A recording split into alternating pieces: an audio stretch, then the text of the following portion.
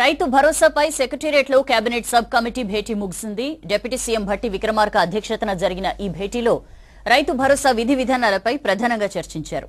ఈ నెల 11 నుంచి 16 వరకు అన్ని జిల్లాల్లో రైతుల అభిప్రాయాలు తీసుకోవాలని సబ్ కమిటీ నిర్ణయించింది. రోజుకు 3 సమావేశాల చొప్పున జిల్లా మంత్రుల ఆధ్వర్యంలో రైతులతో సమావేశాలు నిర్వహించాలని నిర్ణయించింది.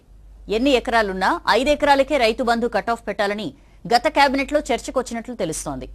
ఈ నెల 16 తర్వాత మరోసారి భేటీ కావాలని కేబినెట్ సబ్ కమిటీ నిర్ణయించింది.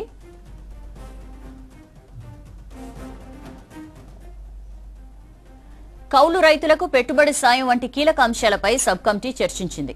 గత సర్కార్ హయాంలో రైతులకు పెట్టుబడి సాయం దుబారా ఖర్చు చేసిందని రేవంత్ సర్కార్ ఆరోపిస్తోంది.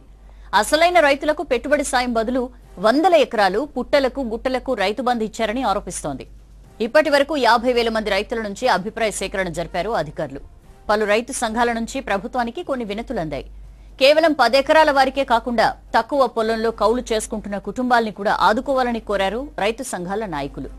వారి అభ్యర్థన మేరకు 5 ఎకరాల లోపున్న రైతులకు రైతు భరోసా అందజేసేందుకు ఉన్న సాధ్యాసాధ్యాలపై దృష్టి పెట్టింది ప్రభుత్వం. వీటిపై సబ్ కమిటీ సమావేశంలో చర్చించారు.